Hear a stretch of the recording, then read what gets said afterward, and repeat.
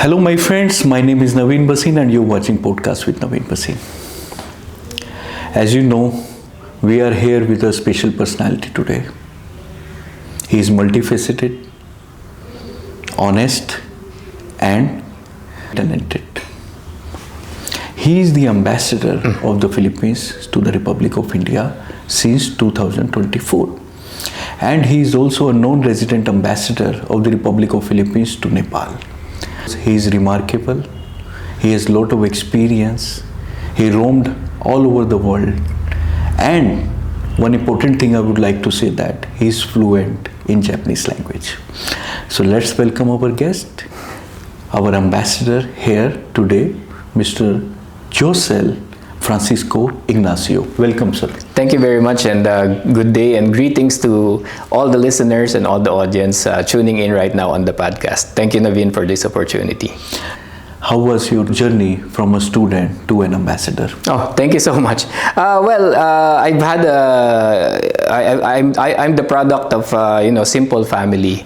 I'm the eldest of 3 children. My parents were fishmongers.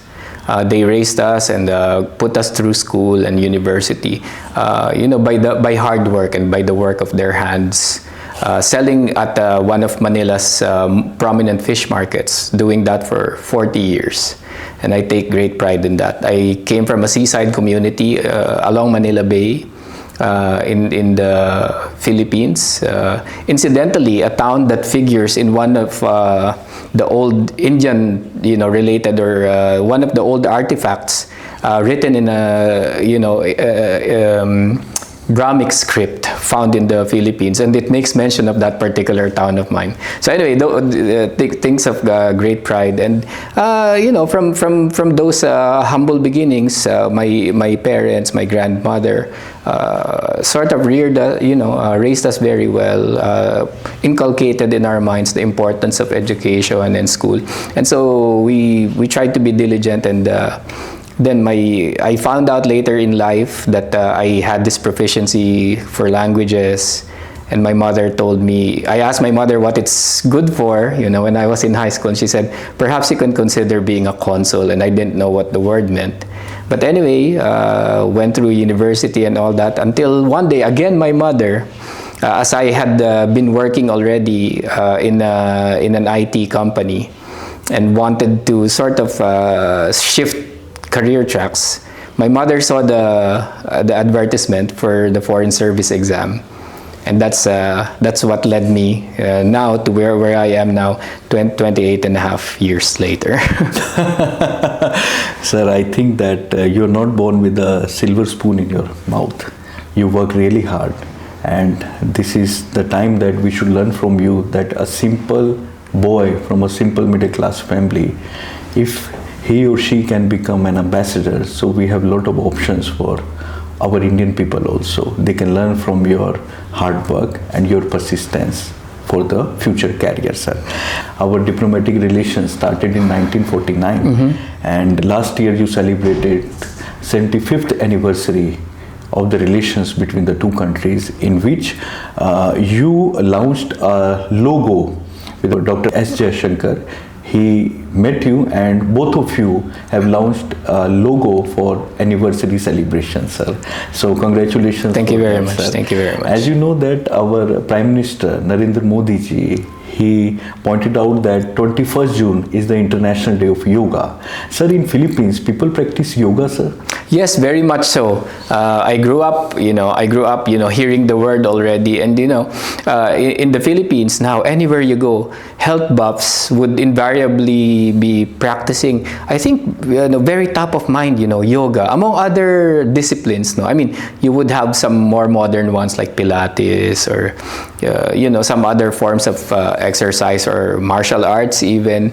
But in the Philippines, yoga is, I think, top of mind and the go-to for many people. I have many friends doing that in our government, even in the network of our embassies, even in the missions that I have led.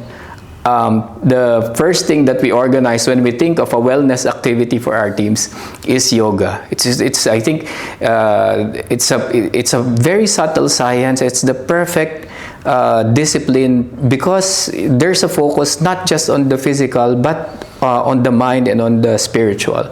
I mean, it brings all these connects together in one harmonious, systematic approach to overall well-being. So, in that sense, yoga, is practically very widespread in the Philippines, and the Philippines certainly supports its propagation. And we thank the Indian government for its initiatives, to the point that the United Nations itself has declared, an International Day of Yoga and all that. So we send best wishes for its propagation, but we are avid fans and supporters of yoga. Oh, thank you so much. And we got to know that, sir, you conduct yoga classes in your embassy premises also. Yes. Every so often. Thank you so much for your love and respect for yoga, sir, because yoga is origin from India, and we want that more and more people would be healthy during the course of doing yoga, sir. Yeah, and I think its popularity owes a lot to its proven benefits. Yes, sir. Right. Some disciplines you try, etc. But with yoga, it has really exploded in popularity, because people feel and see, the practitioners feel and see the impact on their well-being. Oh, okay. Thank you so much for your nice comments on, sir, this yoga and meditation, sir. And sir, we would like to know, India and Philippines have a long-lasting relationship, sir. And we have many Indian students. They study in different universities in Philippines, majorly in the medical line, sir. And we have around 10,000 students in Philippines who are pursuing medical educations. And we would like to know, sir, do we have Philippines students or community also in India, sir? Okay. First, on the first part of the question, yes, indeed. For several years now, Indian medical students have regarded the Philippines as their next option. Second to earning seats in medical schools here. They go to the Philippines to try to earn their medical degrees. And I think this is a testament to the quality of Philippine medical education and education in the broader field of allied health sciences. Our Philippine graduates, whether foreigners or Filipinos themselves, who earn their medical and health degrees in the Philippines, are much sought after in the world, which is why in Europe, in the Middle East, even in Asia, in the Americas, certainly, the health systems are, if I may say so, stand on the pillars of Philippine educated or Filipino health professionals. So we're glad that Indians are seeking that medical education in the Philippines. Of course, there are certain policy aspects that we are in discussions with the Indian government. Our aspiration, our hope is that this trend will continue. So we're also in touch with the Indian government on these some issues related to this matter. But we're very grateful for that. Now, as regards the second part of your question, not yet. Filipinos have not yet discovered, I think, the wealth, the intellectual wealth, the intellectual gravitas of that can be gained from studying in India. And I personally admire the high degree of education here, and the importance given by that I see among Indian students with respect to the rigor of education. Just yesterday I was at Nehru University delivering a lecture, and it was one of the most fun and illuminating exchanges I've had. So I hope that more Filipino students will come here. I always engage my good friend, the Indian ambassador to the Philippines, about how more Filipino students should also be coming here, taking advantage of the pedigree and the quality of education here. And it's very convenient. India has this Study in India portal where everything is there. Yes. So part of my mission is to also encourage that educational exchange and exchange of students between us, and even professors. Okay. I think just to tack on one other idea there. Of course, even as we want more Filipino students to come here, one other priority of ours is to also introduce the Philippines through the educational system. Meaning to say, to have Philippine-related subjects, perhaps, maybe a Filipino language, Tagalog language, or maybe even a Philippine studies program. So these are things that I'm pursuing with my team here in the embassy. Okay, thank you so much for your wonderful views about the Philippines and Indian community, sir.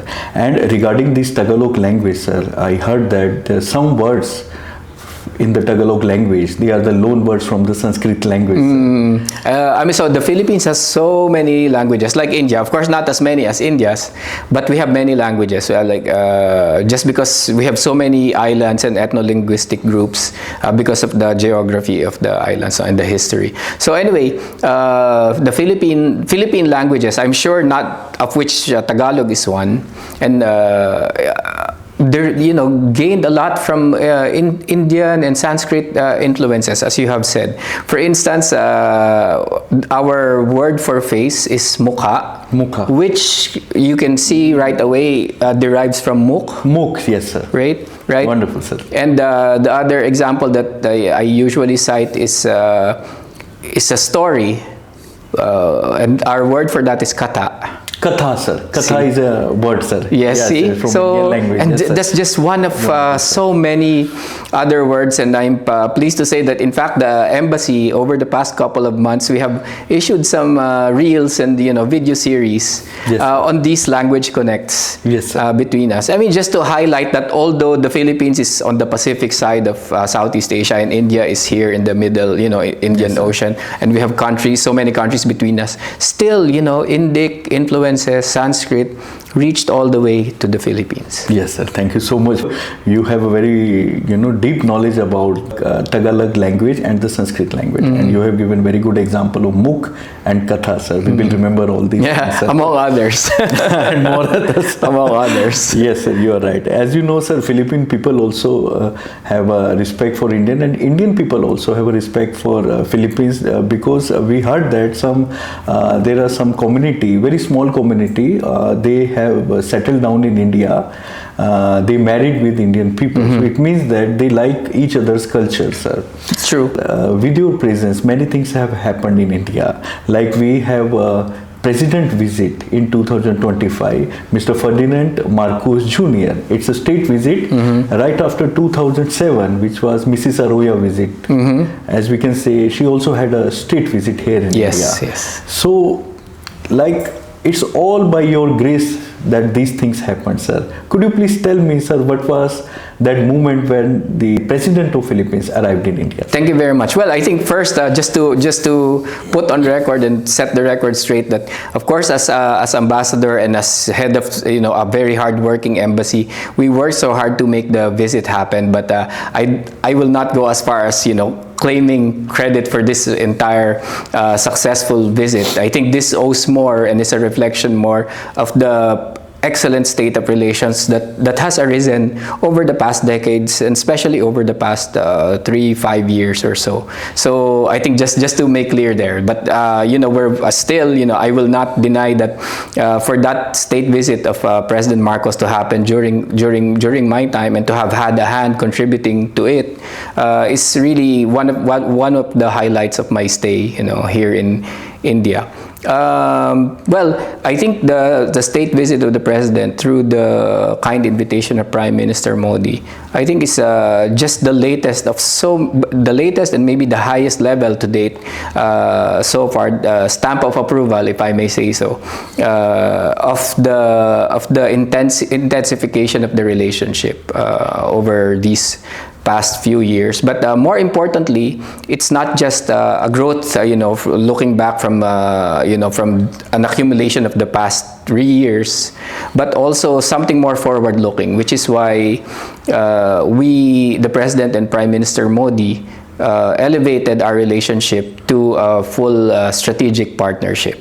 And I think on this point of strategic partnership, I always emphasize that while strategic partnerships have sort of become commonplace around the world, it's become part of the diplomatic toolkit of many countries to show importance to a relationship. And there's as a result, there's a proliferation of strategic partnerships. But for the Philippines, we're we approach this not caution, but we're just, it's a very considered approach, if I may say so, when it comes to choosing strategic partners, which is why India is only number 5, it's only the 5th strategic partner for the Philippines. There's Japan, there's Korea, there's Vietnam, etc. But India is the 5th, and we're happy, and I'm personally happy that India has joined this sort of very prominent and elite circle of countries with which the Philippines has, like-minded, shared values and like-minded sense of mission and purpose. Okay, thank you so much for your honest views about it, sir. Like India and Philippines, they enjoy the strategic partnership, and we want that this partnership should go a long way in futures, as we have very good connections through direct flights also. Please tell us about, sir, the inauguration of direct flights this year with your efforts, sir. Again, we were happy to contribute. Yes.